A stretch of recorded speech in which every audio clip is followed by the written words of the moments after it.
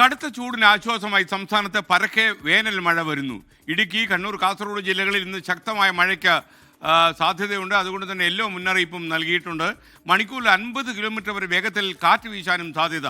അതേസമയം പുറത്തുനിന്ന് വൈദ്യുതിയും വേനൽ മഴയും ലഭിക്കുന്നതോടെ ലോഡ് ഷെഡിംഗ് വേണ്ടി വരില്ല എന്നാണ് KSEB ഇപ്പോൾ വിലയിരുത്തുന്നത്. അതും ഒരു ആശ്വാസമാണ്.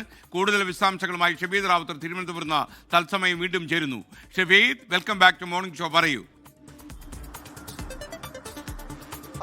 നമുക്കറിയാം, ഈ കഴിഞ്ഞ ദിവസങ്ങളിലൊക്കെ മലയാളി അനുഭവിച്ച കൊടും ചൂടും വൈദ്യുതി പ്രതിസന്ധിയും ഒക്കെ ഏതായാലും വേനൽ മഴ വരുന്നതോടുകൂടി അക്കാര്യത്തിനൊക്കെ ഒരു ആശ്വാസമാവുകയാണ്. മാത്രവുമല്ല, 17 ദിവസത്തിന് ശേഷമാണ് സംസ്ഥാനത്ത് കാലാവസ്ഥാ സാഹചര്യം മാറുന്നത് എന്നുള്ളതും ഏറ്റവും പ്രധാനപ്പെട്ട കാര്യമായി ചൂണ്ടിക്കാണിക്കുന്നു. ഏതായാലും പരക്കെ വേനൽ മഴയ്ക്ക് സാധ്യതയുണ്ടെന്നാണ് കാലാവസ്ഥാ വകുപ്പിന്റെ ഇപ്പോഴത്തെ മുന്നറിയിപ്പ്. ഇടുക്കി, കണ്ണൂർ, കാസർഗോഡ് ജില്ലകളിൽ ഇന്ന് ശക്തമായ മഴ മുന്നറിയിപ്പായിട്ടുള്ള യെല്ലോ അലർട്ട് നൽകിയിട്ടുണ്ട്. മെയ് 2 വരെ വിവിധ ജില്ലകളിൽ മഴ ജാഗ്രതാ നിർദ്ദേശമുണ്ട്. ഇടിമിന്നലോടുകൂടി ശക്തമായ മഴയ്ക്കാണ് സാധ്യത. മണിക്കൂറിൽ 50 കിലോമീറ്റർ വരെ വേഗതയിൽ കാറ്റ് വീശാൻ സാധ്യതയുണ്ടെന്നും കേന്ദ്ര കാലാവസ്ഥാ വകുപ്പ് മുന്നറിയിപ്പായി പറയുന്നുണ്ട്. വേനൽ മഴ ലഭിക്കുന്നത് സംസ്ഥാനത്തെ കടുത്ത ചൂടിന് ആശ്വാസമാകുമെന്നുള്ള കാര്യത്തിൽ തർക്കമില്ല.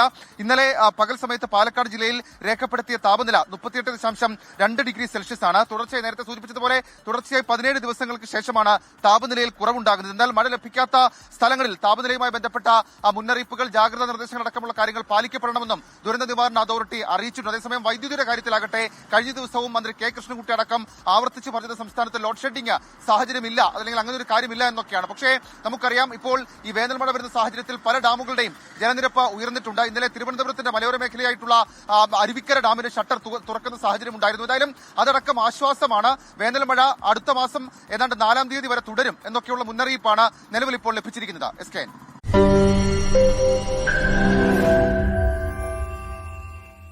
ലോകത്തെവിടെയായാലും ഏത് സമയത്തും 24 വാർത്തകളും ഓഗ്മെന്റഡ് റിയാലിറ്റി പാക്കേജുകളും എക്സ്പ്ലെയിനറുകളും വിശദമായി കാണാൻ ഞങ്ങളുടെ യൂട്യൂബ് ചാനൽ നിങ്ങൾക്ക് സബ്സ്ക്രൈബ് ചെയ്യാം.